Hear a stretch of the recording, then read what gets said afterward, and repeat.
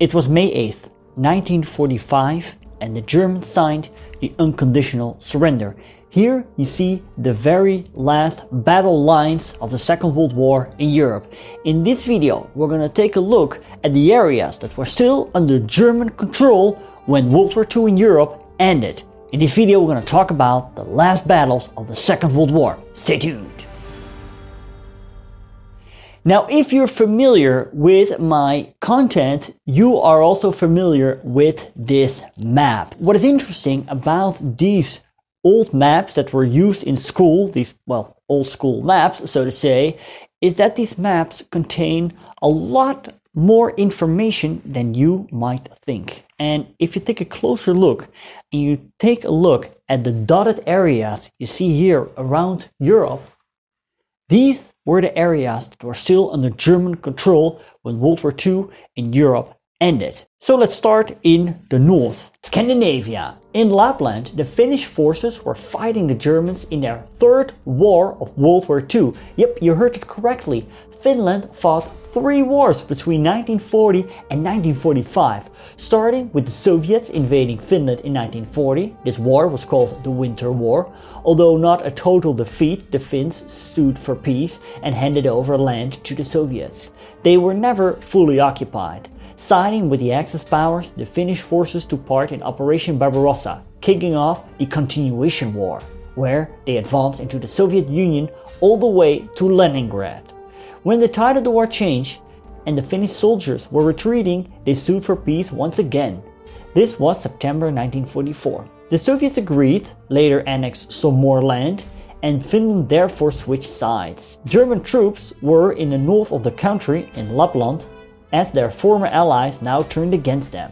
The clash between them is known as the Lapland War. While the Germans retreated into occupied Norway, they applied a scorched earth policy, causing great damage. The Germans left Finland on April 27th, marking the end of this war. Norway was invaded in April 1940 and remained largely under German control towards the end of the war.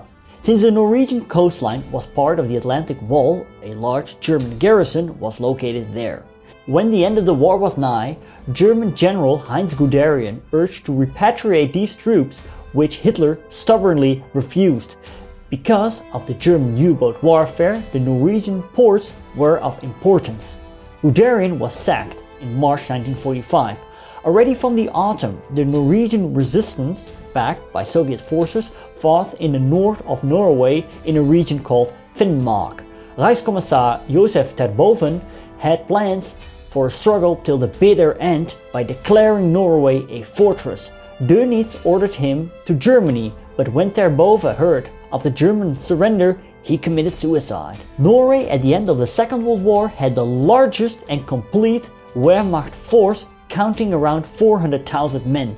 British troops were immediately flown in to help the Norwegians with the surrender of such a large force. Denmark was also attacked in April 1940 and surrendered within 6 hours to the Germans and remained occupied throughout the entirety of the war. In the last months of the war, many German ships docked at Danish ports.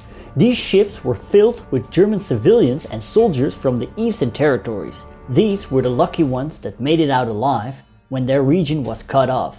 Now, not all ships made it. Most tragic case was the Wilhelm Gustloff that set off from Gotenhaven, now Gdynia, and was torpedoed by a Soviet submarine in January 1945, resulting in 9,000 deaths. It has been estimated that roughly 2.5 million German civilians and soldiers were evacuated by ship from East Prussia, Danzig and West Prussia between the second half of January and May 8, 1945. And this brings us at the Eastern Front.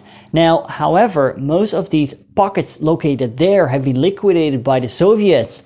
By April 1945, think of Danzig, Samland and Königsberg, several thousand German troops remained at Hella and became Soviet POWs after the German unconditional surrender. Now, most noteworthy was the Courland pocket located in Latvia, where Army Group North was trapped.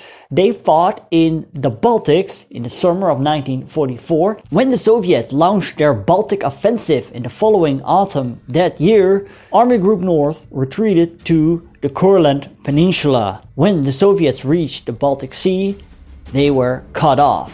Out of the 33 German divisions that were trapped on the Courland pocket, 13 were evacuated, and the remaining men, we're talking about 250,000 soldiers, remained on the peninsula till the end of the war. The biggest contiguous terrain that was in German hands on the 8th of May 1945 was located in Central Europe, spread over several countries. Now in the south of Germany, Army Group G had a hard time since they faced serious disintegration of their troops and also hostilities from local Germans and Austrians. Army Group G, several 100,000 men, surrendered to the Americans. This was one of the partial surrenders of which Dönitz hoped to achieve an avoidance of the dreadful demand of unconditional surrender. Dönitz wanted to avoid that large amounts of troops would end up in Soviet captivity. While the hostilities in the west had to cease, the fighting in the east had to go on. Army Group Ostmark, previously known as Army Group South, was around 450,000 men strong and was led by Lothar Rendulic and was pushed back into Lower Austria by the Red Army. Rendulic wasn't able to contact German command and tried to sue for peace with the Americans. He offered American General Patton his surrender on May 7th.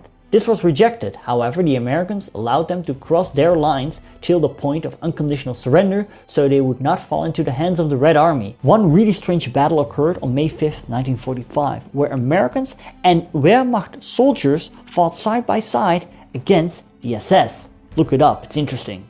Army Group E had around 180 men and was led by Alexander Löhr. They were fighting in Croatia together with the Croatians against the Yugoslav Resistance Army, or the partisans. Some of them managed to reach the British posts in Austria. I read that over 100,000 were taken by Tito's partisans. Croatian soldiers that reached the British lines were repatriated and handed over to the partisans, and as a result of this, thousands of them were slaughtered by the partisans during the Bleiburg massacre. The Croatians would fight the Yugoslav partisans in the Battle of Odzak that ended on May 25th. And that would be the last battle of World War II in Europe. Army Group Center had around 600,000 men and were led by the hardliner Ferdinand Schörner.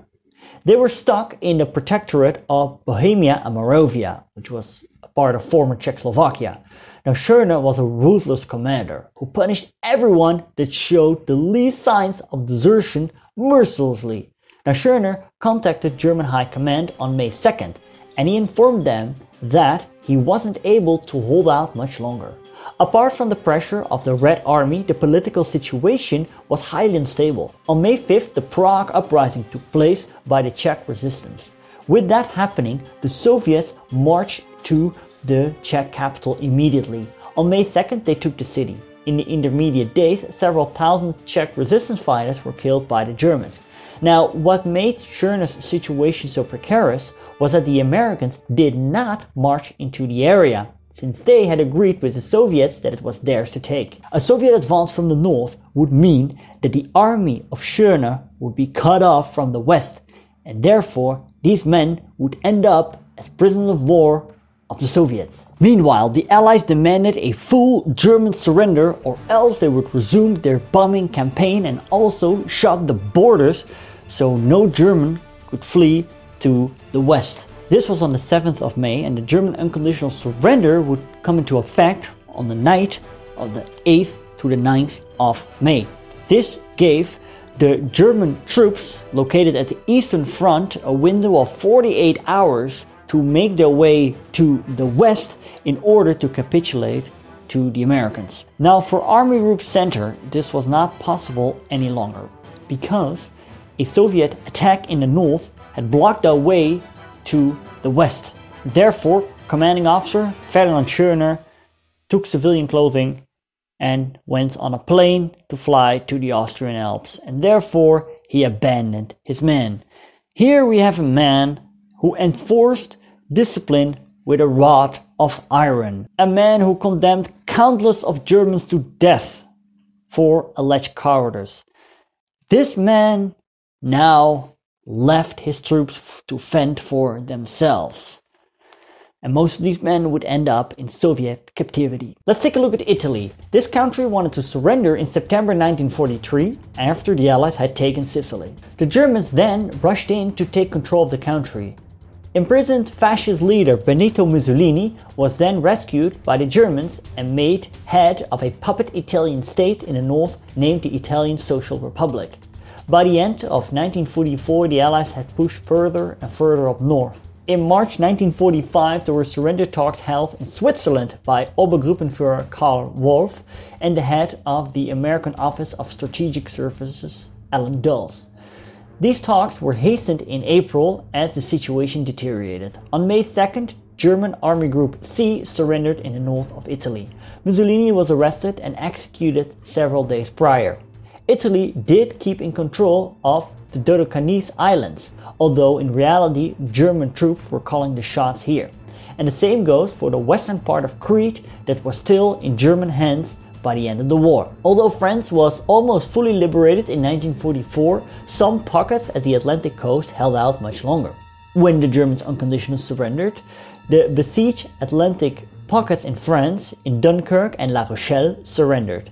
In the days after this, the pocket of Lorient and Saint-Nazaire surrendered as well. Also, the German garrisons located on the heavily fortified Channel Islands surrendered after the war was over. Perhaps the starkest contrast can be seen in the Netherlands. While the south was liberated by the autumn of 1944, the north and the west remained under German occupation, mostly due to the failure of Operation Market Garden. To liberate the north, the Allies had to push through Germany, and during April 1944 they pushed their way further up north. When the 5th of May was there, some northern parts of Friesland and Groningen were still under German control, as well as the Wadden Islands. Now, most striking and often forgotten episode was the Georgian Revolt on the Dutch island of Texel. Here, a Georgian legion that was in service of the Wehrmacht was stationed. Now, these men saw that the end of the war was nigh, and they did not want to end up at the losing side. So therefore, they decided to revolt. Now, this revolt started in April, and the Georgians were assisted by the Dutch resistance, and a horrible battle followed. The battle ended on the 20th of May when the Canadians intervened. By that time, 800 Germans, 500 Georgians, and 100 Dutch lay dead. Till the end of the war, the northwest of Germany, Oost-Friesland and Schleswig-Holstein weren't taken by the enemy yet. It was at the border town of Flensburg that the new German government was formed that still functioned as the Third Reich. On April 30th, Hitler had committed suicide. Now, Hitler had appointed a successor, Grand Admiral Karl Dönitz. The Flensburg government remained on its post till May 23rd. On that day, the Allies arrested the leaders of this rump government, and with that, the Third Reich has come to its end. The very last Germans that surrendered did so in September 1945, actually a few days after the Japanese surrender. These troops were stationed on the Norwegian island of Svalbard. But that's a story for another time. Do not forget to subscribe. Thanks to my patrons you see on screen, and a special thanks to Henry Clarkson and Wombat Cookie. If you want to support me, go to the link in the description. Now, if you want to know more about this rump government, the last government of the Third Reich, you can click right here. Don't forget to subscribe. Thank you so much for watching, and I'll see you later.